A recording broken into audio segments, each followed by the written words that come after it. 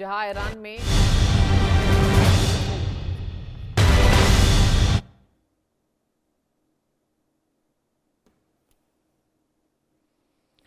और चलिए आज विशेष बात करेंगे ईरान की। ईरान में पिछले 19 दिनों से जेनजी का हिंसक विरोध प्रदर्शन जारी है। बता दें आपको, प्रदर्शनकारियों को अमेरिका की ओर से शाह मिली हुई है, यानी ईरान और अमेरिका के बीच जंग की शुरुआत हो गई है। लेकिन इस जंग में ना तो मिसाइलों से प्रहार हो रहा है, ना ही जमीन पर टैंक गरज रहे हैं। दोनों देशों के बीच ये लड़ाई सिर्फ और सिर्फ मनोवैज्ञानिक तरीके से लड़ी जा रही है। अमेरिका की कोशिश हथियार इस्तेमाल किए बिना ईरान में तख्ता पलट करने की है। बता दें आपको, इस लड़ाई को खुद राष्ट्रपति ट्रंप लीड कर रहे हैं, आपने देखा होगा। और वही मनोवैज्ञानिक युद्ध लड़ने का एक आधुनिक तरीका है।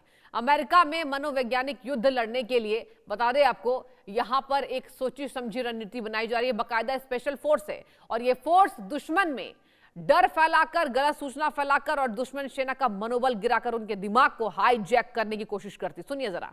हालांकि ईरान ने भी अपने सरकारी टीवी पर अमेरिकी राष्ट्रपति ट्रंप को खुले तौर पर धमकी दी है, जिसमें कहा गया कि इस बार गोली निशाना नहीं चुकेगी। ईरानी टीवी चैनल पर ट्रंप की एक तस्वीर दिखाई गई है, जिसमें वह पेंसिल्वेनिया में चुनावी रैली के दौरान हुए हत्या के प्रयास के बाद सीक्रेट सर्विस एजेंट से घिरे नजर आ रहे हैं। यानी कुल मिलाकर दोनों ओर से अपनी अपनी रणनीतियां जारी है। अब देखना होगा कि इस जंग में कौन जीतेगा। और इसी मुद्दे पर आज दर्शकों हम खास मेहमानों के साथ चर्चा विशेष करेंगे कि अब ईरान और अमेरिका के बीच ये जो लड़ाई है, क्या ये मनोवैज्ञानिक बनता जा रहा है। और चलिए इसी पर खास मेहमानों का आपसे हम रूबरू कराएंगे। Colonel TP Tyagi ji defence expert के तौर पर जुड़ चुके हैं, वहीं अरविंद सिंह तेजावत जी विदेश मामलों के जानकार। सबसे पहले दोनों का बहुत बहुत स्वागत है इंडिया न्यूज पर। आप दोनों को गुड मॉर्निंग। और पहला सवाल मेरा कर्नल जी आपसे होगा, टीपी त्यागी जी। देखिए सर, हमने तमाम बातें की और हम रोज इस बात को लेकर चर्चा कर रहे हैं अब आगे क्या। लेकिन देखिए साफ संदेश आ गया ना हमला हुआ, तो क्या यह मनोवैज्ञानिक वार शुरू हो गया है? क्या केवल ट्रंप ये चाह रहे हैं कि बिना सैन्य अधिकारियों को उतारे, बिना यहां कुछ तबाही किए हम ईरान हड़प ले? इस पर आपकी विशेष मैं जानकारी चाहूंगी। मनोवैज्ञानिक युद्ध भी शुरू हो चुका है और सब चीजें तो हैं ही। और मनोवैज्ञानिक युद्ध में जनरली होता क्या है कि मनोवैज्ञानिक युद्ध में झूठ फैलाया जाता है, हाँ। षड्यंत्र पैदा किए जाते हैं, डराया जाता है लोगों को। तो उसके लिए जो कुछ एक्शन अमेरिका ने लिए हैं या ले रहा है वो इस प्रकार है। पहला तो ये कि 25% टैरिफ बढ़ा देंगे उन सब 17 देशों को जो ईरान से सामान खरीदेंगे। अब ईरान का ऑलरेडी हालत ये है कि उसके 14 लाख रियाल भी $1 के बराबर नहीं हो रहे हैं। खाने पीने की चीजों की महंगाई 72% है। तो ऐसे में गिरते हुए ईरान में अब अगर इन देशों से भी सामान खरीदना बंद हो जाएगा तो ईरान की हालत और खराब हो जाएगी। तो एक पहला स्टेप तो ये। दूसरा स्टेप ये लिया गया कि एक क्रिएट करे rift between IRGC and other security agencies. उनके यहाँ सिक्योरिटी फोर्सेस भी है, बासित फोर्स भी है, सेना भी है, पुलिस भी है और ये ईरानियन रेवोल्यूशनरी गार्ड कोर्ट भी है। इनके बीच में रिफ्ट पैदा करें, ये उन्होंने दूसरा काम शुरू किया है। और तीसरा, आपके दर्शकों के लिए जानकारी के लिए बता दूं कि लगता तो ऐसे है कि जैसे ईरान में ये जो विद्रोह हुआ इसमें कोई लीडर नहीं था, लेकिन लीडर थी वो लेडी मरियम जो फ्रांस में है, जिनका यूं समझ लीजिए कि करीब करीब एक मिनिएचर हेडक्वार्टर फ्रांस में है, जिसके हस्बैंड को 1989 की क्रांति के बाद 1980 में मार दिया गया था। तो उसने और उसको मदद देता है कौन? इजराइल और अमेरिका और फ्रांस। तो उसको आगे बुलाया और उससे ये कहा गया कि तुम उन विद्रोही ग्रुपों को, यानी कि जिसमें सबसे बड़ा विद्रोही ग्रुप है जैशे अल अदल, जिसमें वहां के करीब 10% माइनॉरिटी सुन्नी मुस्लिम है और 2% बलोच है। और उन्होंने कहा है कि हम ईरान से अलग होना चाहते हैं, एक बड़ा बलूचिस्तान बनाना चाहते हैं। ऐसे ग्रुपों की मदद करने के लिए मरियम को मदद करना, ये एक उनका तीसरा पॉइंट हुआ। और फिर जो झूठ और षड्यंत्र है वो दुनिया के सामने आ रहे हैं। ये अमेरिका ये तो कर ही रहा है, मगर इसके साथ साथ पैरेलल उसने अपनी फोर्सेस हॉर्मुज जो वो है पारस की खाड़ी और ओमान की खाड़ी के बीच में जो जगह है हॉर्मुज, वहां पे अपनी तैनाती कर दी है, अपने शिप की तैनाती कर दी है, यानी कि पूरी तैयारी भी कर ली है कि आवश्यकता पड़ने पर डेल्टा फोर्स को भी तैयार रखा है कि मिलिट्री एक्शन भी लिया जा सकता है। अब ज्यादा दिन तक इस विद्रोह का मोमेंटम मेंटेन नहीं किया जा सकता। ऑलरेडी 18-19 दिन हो गए हैं। हाँ। लिहाजा अब अगले 2-3 दिन में साइकोलॉजिकली या मिलिटरली कोई एक्शन प्रेसिपिटेट करना होगा, वरना इस खोमेनी ने ये कह दिया है कि जो 20,000 लोगों को डिटेन किया गया है उनके ऊपर जल्दी चार्ज लगाओ, ट्रायल करो और उनको दंड दो। और दंड बिल्कुल। क्या है? क्योंकि ये खुदा के दुश्मन है, लिहाजा इनका दंड है फांसी या इनका दाहिना हाथ और बायां पैर काट देना। ये दंड है इस किस्म का। तो इसलिए अगले 1-2 रोज के अंदर मुझे लगता है कि एक्शन प्रेसिपिटेट होगा। बिल्कुल सर, और इसी बात को लेकर हम चर्चा करेंगे। अरविंद सिंह तेजावत जी भी हैं। अरविंद जी, आपसे मैं ये समझना चाहूंगी, देखिए अब हथियार तो सर नहीं लड़ रहे हैं, नैरेटिव्स की लड़ाई है, तो क्या हम ये माने कि अमेरिका वर्सेस ईरान की जो लड़ाई है वो नैरेटिव वॉर है, साइकोलॉजिकल वॉर है, और इसके अलावा कुछ नहीं होने वाला है? यानी कि जो पूरी दुनिया डरी हुई है इन दोनों देशों से कि अमेरिका क्या करेगा, फिलहाल तो कुछ नजर नहीं आ रहा है, क्या कहेंगे? देखिए सृष्टि जी, नैरेटिव काफी बड़ा शब्द है। इस तरीके की लड़ाइयों के लिए जो शब्द इस्तेमाल किया जाता है हाँ। उसको हम प्रोपेगेंडा वार बोलते हैं। बिल्कुल। और अमेरिका इसमें माहिर है, खासकर कोल्ड वॉर के जमाने में हमने देखा। यहाँ तक कि जो अमेरिकन मूवीज से लेकर वहाँ की मीडिया से लेकर जो तमाम जो एजेंसियां थी वो इस वॉर में शामिल होती है, और बहुत ही मल्टीपल फ्रंट पे ये वॉर किया जाता है और अमेरिका इसका माहिर माना जाता है। अमेरिका हमेशा उसमें जीतता रहा है और दूसरे देशों में वह एक झूठ के आधार पर एक खास सोच निर्माण करने का काम करता है। तो अमेरिका ये करता रहा है। अब बात यह कि अमेरिका अभी तक प्रोपेगेंडा वार पर ही क्यों भरोसा कर रहा है, बिल्कुल। वह डायरेक्ट वार में क्यों नहीं कूदना चाहता, जबकि हमें मालूम है कि ईरान के पास अभी जो फाइटर जेट है वो भी काफी पुराने किस्म के हैं, ओल्ड जनरेशन है। और अगर हम सैनिक शक्ति के मुकाबले में देखें तो कहीं पर भी ईरान अमेरिका के सामने नहीं टिकता है। पर अमेरिका पहले भी चोट खा चुका है।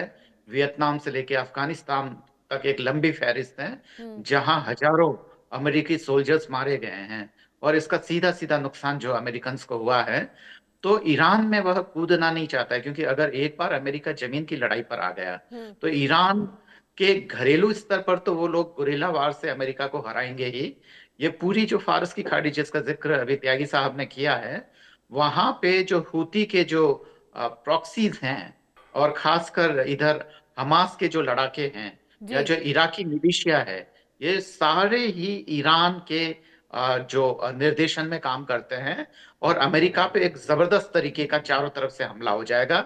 ये तब है जब ईरानियन सत्ता का पूरी तरीके से परिवर्तन हो जाएगा और अमेरिकन एडमिनिस्ट्रेटर जो मिलिट्री एडमिनिस्ट्रेटर हैं वो वहां पर आ जाएंगे।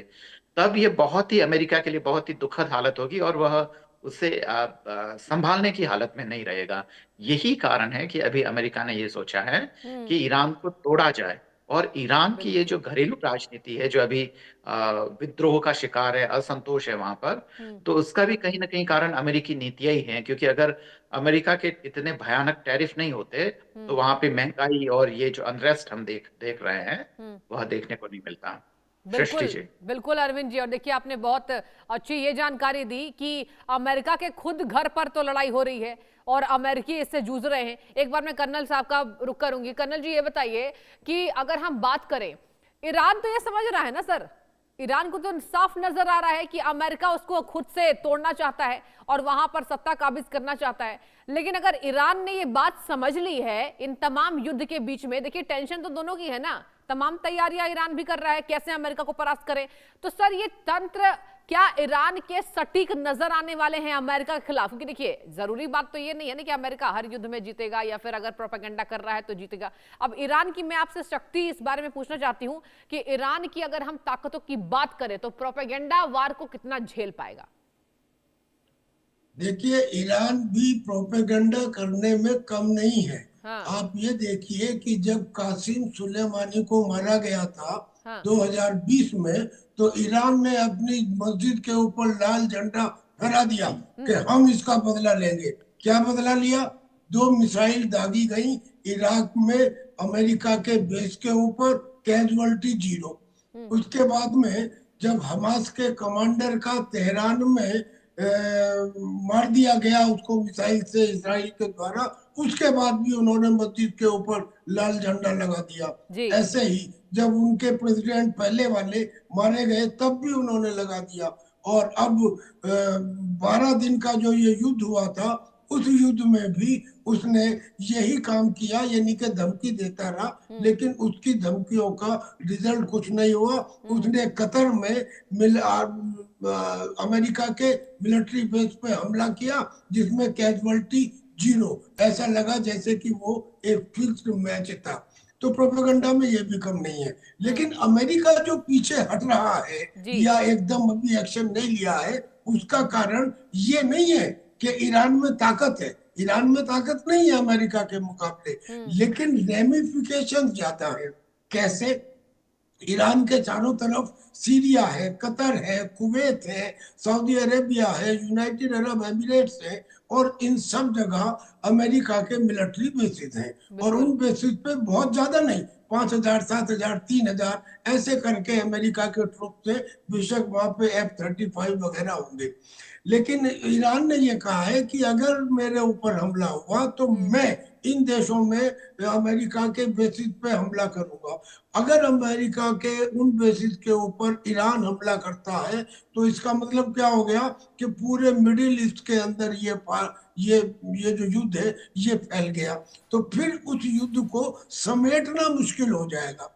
रशिया और चाइना से तो हम बहुत ज्यादा एक्सपेक्ट नहीं करते, लेकिन चाइना इसमें इसलिए इन्वॉल्व हो सकता है क्योंकि सबसे ज्यादा तेल केवल चाइना खरीद रहा है ईरान से।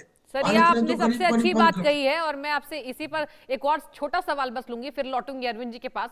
आपने देखिए रूस और चाइना की बात कही, सर सारे देश मिलकर इन दोनों देशों की चर्चा कर रहे हैं, और मैं आपसे छोटा जवाब इस बाबत चाहूंगी सर, क्या रशिया और चीन की चुप्पी कोई बड़ा संकेत है, आपने जो अभी चर्चा की?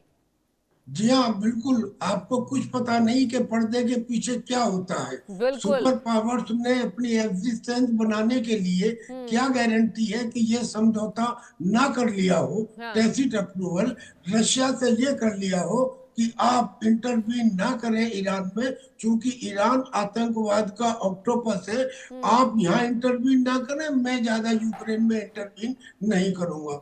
और चाइना से भी ये समझौता कर लिया हो, यू नेवर नो, कि मैं ताइवान में इंटरवीन नहीं करूंगा, आप ईरान में इंटरवीन ना करें। और ये इसलिए कर लिया हो क्योंकि सारी वेस्टर्न कंट्रीज को ये लगता है कि दुनिया में आतंक की जड़ अगर कोई है तो पहले नंबर पे पाकिस्तान, ईरान और कतर, क्योंकि कतर जो है सभी तरह के आतंकवादियों को अपने यहाँ शरण देता है। तो हो सकता है, ये भी हो सकता है कि ये दोनों कंट्रीज इसलिए ना भाग ले रही हो। और ये भी हो सकता है कि उधार की ताकत वक्त पर काम नहीं आती। इन दोनों कंट्रीज ने, रशिया ने और चाइना ने, वेनेजुला को वायदा किया था कि हम तुम्हें सपोर्ट करेंगे। क्या हुआ?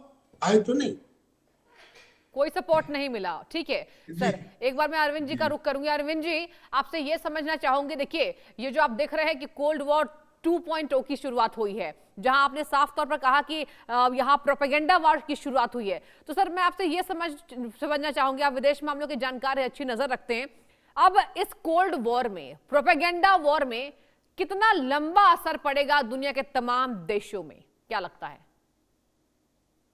देखिए, जो अफ्रीकी और लैटिन अमेरिकन देश हैं, आपने दुनिया के तमाम देशों की बात की, तो वो भी अपनी घरेलू चिंताओं से ही मुक्त नहीं हुए। तो उनके, वो छोटे छोटे देश हैं, उनकी कोई अंतर्राष्ट्रीय महत्वाकांक्षाएं नहीं है। दरअसल जो पावर्स कहलाते हैं जो दुनिया में, उन पावर्स के अपने रीजनल हित होते हैं। तो कुछ रीजनल पावर्स होते हैं, जैसे कि भारत जैसे देश हुए, और वह भारत अभी एक्सपेंड कर रहा है, जिसके हित अफ्रीका और लैटिन अमेरिका तक विस्तृत हो रहे हैं। इसके अलावा हम कुछ बड़े पावर्स की बात करते हैं, जिसमें त्यागी साहब ने 3 देशों का जिक्र किया, अमेरिका, रूस और चीन। इन तीनों ही देशों का मामला यह है कि तीनों के हित एक नहीं हो सकते हैं, इसलिए आपस में कोई अंडरस्टैंडिंग या ऐसा कोई साझा रणनीति हो, ऐसा थोड़ा सा मुश्किल लगता है जी जी। या बहुत मुश्किल लगता है सच कहें तो। और ईरान के संदर्भ में बात यह है कि जहां तक आतंकवाद की परिभाषा है, हम्म। जो हम लोगों ने जो आतंकवाद की परिभाषा जो तय की है, हम्म। उससे रूस सहमत नहीं है, और रूस ने तय की है उससे चीन सहमत नहीं है। बिल्कुल और सही। न ही अंतर्राष्ट्रीय समुदाय, हर एक ही आतंक की परिभाषा अलग अलग है। कुछ लोग हमास को आतंकवादी मानते हैं, बहुत सारे मुल्क उसको नहीं मानते हैं। तो ये तमाम चीजें हैं। अब ये जो सुपर पावर्स हैं अमेरिका के खिलाफ, क्यों नहीं बोल रहे हैं एक अमेरिकन सुपर पावर के खिलाफ, हम्म। ये जो दूसरे जो पावर्स हैं, इसका एक रीजन है। हम्म। एक तो अमेरिकन और चाइनीज इकोनॉमी के साइज में अंतर देखिए, लगभग दुगने का अंतर है। और यही फर्क आपको रूस और अमेरिका में देखने को मिल जाएगा। अगर चीन अभी अमेरिका से उलझ जाता है, तो उसकी जो भविष्यगत जो योजनाएं हैं और जो महत्वाकांक्षाएं, वो सब खत्म हो जाएगी। हम्म। और रूस भी अपनी ताकत को जो संभाले हुआ है, अगर अमेरिका से अभी उलझता है, तो वह भी खत्म हो जाएगा। और सर हमने कोई भारत की क्या भागीदारी होने वाली है, क्या लगता है, अंदेशा क्या है?